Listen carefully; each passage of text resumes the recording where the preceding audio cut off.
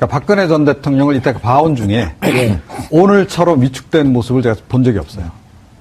예, 그래서 평상시에 박근혜 대통령을 많이 지지했었나요? 아니요, 지지는 안 했죠. 근데 어떻게 그렇게 많이 봤죠? 지지는 안 했지만 그럼에도 불구하고 지지를 안 하기 때문에 더욱더 제가 예리한 눈으로 늘 관찰을 하게 되죠. 2012년 대선 때부터 쭉 관찰을 해온 바 사실은 오늘만큼 이렇게 위축돼 있는 거 제가 처음 봤고요. 그 두 가지를 좀 딱 읽었습니다. 그러니까 나 떨고 있니? 그다음에 나 돌아갈래. 오늘 그 표정 못 보셨죠? 인해 장벽으로 딱 쌓여갖고. 저는 방송으로는 봤습니다. 방송으로는 봤어요? 예, 얼굴이 찍혔나요, 방송으로? 그 방송에 이제 들어갈 때 이제 얼굴이 이제 나왔었습니다. 어떻게 느꼈어요? 저는 언론에서는 긴장되고 굳은 표정이라고 이렇게 설명을 했었는데, 제가 볼 때는 굉장히 무언가에 대해서 분노를 하고 있는 듯한 화난 그런 표정으로 읽혔습니다. 그래서. 얼굴이 화난, 아니면 화난? 화가 난 그런 표정으로 느꼈는데, 아직도 박근혜 이제 전 대통령은 자기가 이 나라의 왕이라고 생각을 하고 자기 아버지가 세운 나라에서 어떻게 나를 이렇게 할 수 있는가 그런 억울함을 가지고 있는 게 아닌가. 그렇지 않다면 저렇게 화가 난 표정을 할 리가 없지 않을까 그런 생각이 들었었습니다. 변호사님, 화가 난 것으로 느꼈다라고 하는 것은 주관적 표현 아니에요. 주관적 느낌. 그렇습니다. 객관적으로 화가 났는지 안 물어봤잖아요. 그렇습니다. 이종 평론가님은 어떻게 보셨어요? 저는 사실 반대로 봤습니다. 그러니까 박근혜 전 대통령을 이때 봐온 중에 오늘처럼 위축된 모습을 제가 본 적이 없어요. 그래서 평상시에 박근혜 대통령을 많이 지지했었나요? 아니요, 지지는 안 했죠. 근데 어떻게 그렇게 많이 봤죠? 지지는 안 했지만 그럼에도 불구하고 지지를 안 하기 때문에 더욱더 제가 예리한 눈으로 늘 관찰을 하게 되죠. 2012년 대선 때부터 쭉 관찰을 해온 바 사실은 오늘만큼 이렇게 위축돼 있는 거 제가 처음 봤고요. 그 두 가지를 좀 딱 읽었습니다. 그러니까 나 떨고 있니? 그다음에 나 돌아갈래. 그러니까 굉장히 회한도 좀 약간 읽히면서 근데 딱 그 법원 청사로 들어가면서 흘낏 법원 청사로 올려다보는 장면이 있어요. 그거 아마 못 보신 분들이 많을 텐데 딱 올려가다 보면서 약간 좀 그 좌절감 같은 걸 느낀다 그래야 되나? 그러니까 좀 약간 위세에 눌린 듯한 그런 느낌. 그런 느낌을 받고 들어가는 듯한 것을 저는 그렇게 봤습니다. 우리 지금 작가가 하나 비워서 작가가 필요한데 오늘 말씀하시는 거 보니까 작가도 잘하실 것 같은데 한번 지원해 보시죠. 가격만 맞으면. 근데 두 분이 진짜 상반된 감정으로 봤어요. 근데 이제 언론 제가 아까 왜 여쭤봤냐면 많은 언론에서는 이종훈 평론가와 비슷하게 좀 위축되어 있고 구속이라고 하는 현실적 상황을 이제 절감하는 거 아니냐? 이렇게 보는 쪽이 좀 있었거든요. 오늘 사실 빠져나가기가 힘들지 않나요?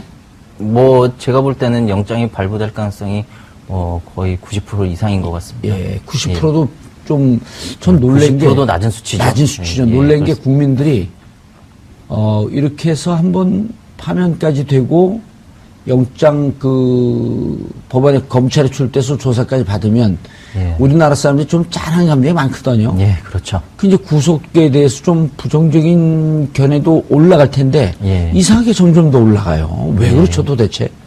제가 생각을 해볼 때는 일단 그러니까 탄핵이 이제 됐었고, 그러고 나서 사실 이제 구속까지 시키느냐에 대해서 아까 말씀하신 것처럼 그건 지나치지 않냐 그런 생각도 있습니다. 그렇지만은 박근혜 대통령이 그 헌재에서 탄핵을 받고 그리고 이제 삼성동으로 돌아오고 지금 이 순간까지 단 한 번도 이 사태에 대해서 사과를 하거나 국민 앞에 죄송하다는 말을 한 적이 없습니다.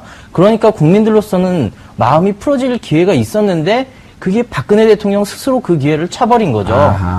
그러니까는 오히려 더 법대로 하자는 얘기가 나오는 거고 그래서 박근혜 전 대통령이 판단착오를 한 것이 자기는 탄핵이 안 될 거다. 그리고 구속도 안 될 거다. 이제 그런 식으로 생각을 해왔기 때문에 자기는 잘못한 게 없다고 생각을 해왔고 그러니까 사과할 게 없다라고 하는 건데 박근혜 대통령은 지금까지 이제 국정을 해온 거나 정치를 하는 거 보면은 굉장히 자기중심적이거든요. 그러니까는 이번에도 내가 맞다. 그런 생각을 가지고 있었기 때문에 내가 왜 사과를 하느냐. 형식적으로 그냥 이빨림으로 하는 사과라도 박근혜 대통령은 그것을 할 수가 없었던 거죠. 그게 오히려 국민들의 분노를 더 크게 일으키지 않았나 그런 생각을 합니다. 자기중심적으로 사고하고 정치했다는데 자기중심적이 아니라 순실중심적 아니었나요?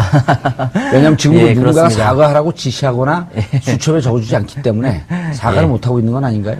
뭐 그렇게도 볼 수 있지만 사실 이렇게 아무리 지능이 낮고 아무리 판단 능력이 떨어지는 사람이라도 예. 지금 이 사태를 보면은 사과를 어느 정도는 해야 된다는 거는 사실 명백한 거거든요. 예. 근데 그만큼 주위에 조언을 해주는 참모도 없다는 말이 되겠죠. 그러니까요. 그런데 이종환 평론가님, 네. 오늘 봤더니, 이직으로 박지만, 막내 동생이죠. 막내 동생 박지만 부부가 삼성동 자택을 방문했다는 거죠. 네. 근데 그 전엔 저희가 대통령 취임식 때 2013년 2월 25일 날 취임식 때 참석을 했었고 그 이후에 이제 기자분들 얘기를 쭉 들어보게 되면 그해 연말까지는 청와대를 드나들었는데 네. 그 이후부터 이른바 정윤회와 갈등이 생기면서 청와대 들어오질 못했다. 네. 그렇다고 한다면 2014, 15, 16, 17 하면은 그건 3년 반 만에 온 건데 오늘은 거절을 하지 않았나요?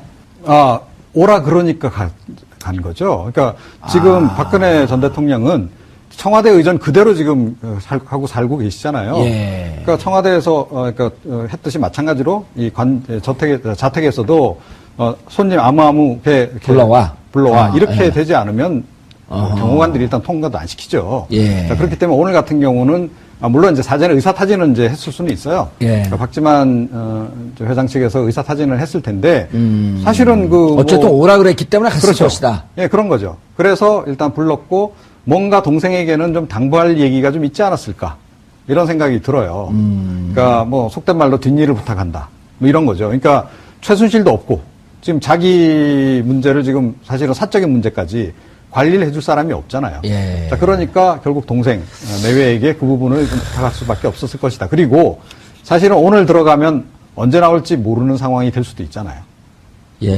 그러니까 이 구치소로 바로 사실 입감될 수도 있는 거 아니겠어요? 예. 그래서 아마 좀 동생 중에서는 그래도 좀 말이 좀 통하고 저 박지만 회장을 부른 게 아닐까. 예. 그런데 이제 보도에 보면 박 전 대통령이 문을 나설 때 지만 씨 부부는 눈시울이 붉어졌고 박 전 대통령도 눈가가 젖어 있었다. 네. 약간 부어 있었죠. 법원에 들어갈 때도. 그러니까 오늘 경우는 좀 그래서 제가 보기에 뭔가 운명을 좀 예감한 게 아닌가 이런 생각이 좀 들어요. 그러니까 아무리 좀 촉이 나쁜 사람도 속된 말로 이런 결정적인 순간이 오면 좀 느낌이 오잖아요. 우리 이종훈 예. 평론가님, 그 촉이 예리해요. 외모와 좀 다릅니다. 예? 예. 뭐, 어찌됐건. 예. 예, 저는 그렇게 읽었습니다. 그래서 동생 내외도 이제 부른 거고, 그리고 어제 뭐 경호관들이나 이런 사람들에게 평상시 잘 하지 않는 얘기, 예. 뭐 그동안 수고하셨다든가, 뭐 이런 당부 얘기까지 했다는 거 아니에요? 야, 이제. 그런 얘기 잘 안 하시는 그렇죠. 분이잖아요. 예, 그런 거로 봐서 본인이 어찌됐건 오늘 결정이 어떻게 날지는 모르겠으나, 이번에 구속될 가능성이 꽤 있다라고 보고, 약간의 주변 정리, 신변 정리를 조금 했던 게 아닌가, 이렇게 생각이 돼요. 자, 그런데 자유한국당의 이른바 이제 친박. 네. 순장조 판인들이 이제 오늘도 삼성동 자택을 찾았다는 거거든요. 그랬죠. 근데 이제 그쪽 박근혜 전 대통령 측에서는 좀 오지 마라. 이런 부탁도 이제 좀 했었다고 하고요. 네. 뭐 이제 누구 말이 맞는지 이제 그걸 떠나서 근데 보면은 자유한국당 대선 후보 2위죠. 김진태 의원이 궁궐에서 쫓겨난 여인에게 사약을 먹인다? 이런 발언하면 이게 국민들 감정 건드리는 거 아닌가요? 그렇죠. 일단 뭐 궁궐에서 쫓겨난 여인도 아니죠. 예. 이렇게 표현하면은 어떻게 청와대를 궁궐로 묘사하고 네. 마치 한 나라를 직접 소유하는 듯한 개념의 왕 그렇죠. 이렇게 근데 표현하는 것도 게다가 또 그냥 왕이라는 표현도 아니고 그냥 궁궐에서 쫓겨난 여인이라고 해버리면 예. 이 박근혜 전 대통령에 대해서 굉장히 피해자인 것처럼 묘사를 하는 게 되는 거죠. 그렇죠. 그래서 이게 마치 이중처벌인 것처럼 이렇게 주장을 하는 건데 예. 네, 받아들이는 사람 입장에서는 뭐 잘 이해가 안 될 것 같은 그런 생각이 듭니다. 여기서 문제되는 표현은 사약이란 표현 아니었어요? 그러니까 일부러적 자극적인 표현을 쓴 거 아닙니까? 그죠? 그러니까 죽인다. 이런 의미로 사약이란 표현을 썼는데. 역시 오늘 예리하셔요. 아니, 그렇죠. 그래서, 좀 더, 상식에 맞는 표현이었다면. 예. 이제 귀향까지 보내려고 하느냐. 이 정도 표현이면 국민도 그래, 그럴 수도 있겠다. 저 같으면 이렇게 했을 거예요. 궁궐에서 쫓겨났는데 무상급식까지 시키려고 하느냐. 예, 그거는 매우 시적인 표현이고요.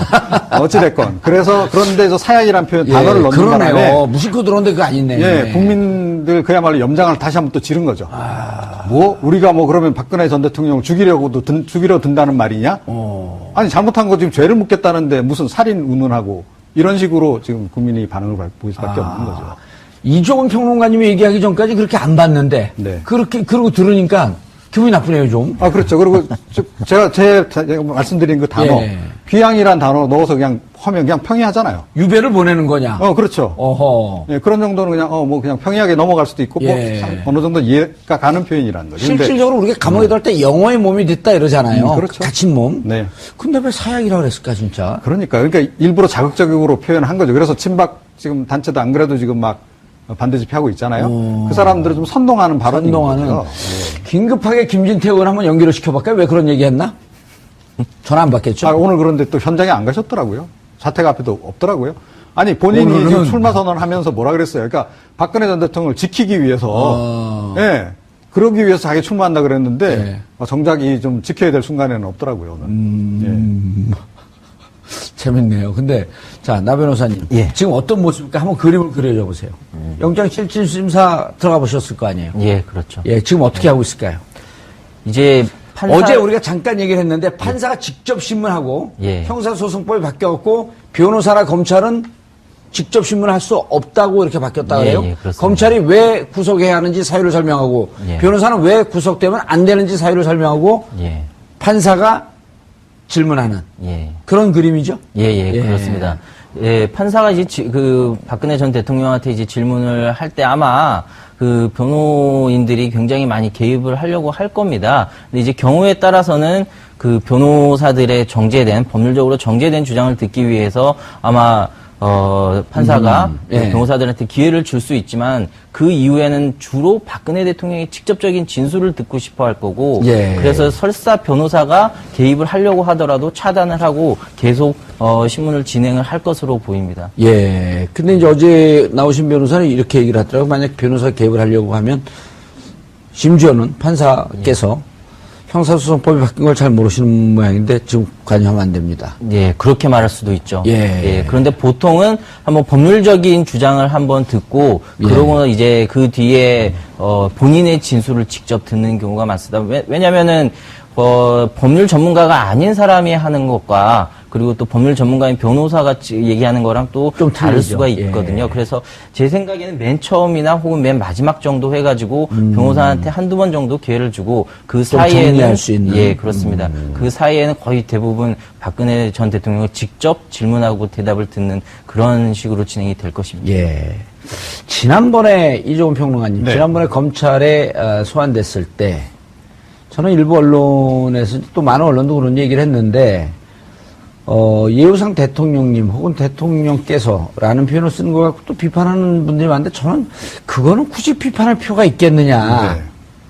이게 무슨 그 전직 대통령 예우에 관한 법률의 대상이 아니라고 할지라도 바로 얼마 전까지 대통령직으로 있었고 물론 파면됐지만 오히려 검찰들이 뭐 피의자라고 부르든 대통령이라고 부르든 이렇게 부르든 좀 놔둬야지 그것까지 파헤쳐 볼 필요가 뭐가 있겠냐 하는 생각이 드는데 어떻게 보세요? 그렇죠. 저도 그렇게 생각해요. 예. 그러니까 검찰 같은 경우에는 더군다나 얼마 전까지 직속상관이 대통령이었잖아요. 예. 박근혜 전 대통령이 본인들이 직속상관이었는데 아니 그만둔 지 며칠 됐다고 벌써 탁 또 안면 몰수하고 이거는 좀 그렇죠. 그래서 임명권자였었는데.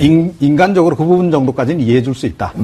그런데 이제 법원에서까지 그렇게 부른다면 이건 문제가 되겠죠. 사법부는 엄연히 이제 독립적인 것이고. 근데 사법부에서는 그렇게 안 부른다 그러더라고요. 오늘 법정에서 피의자라고 얘기를 한다니까 아마 뭐 피의자께서는 어떻게 생각하십니까? 이 부분. 뭐 이런 식으로 계속 질문이 들어가지 않을까.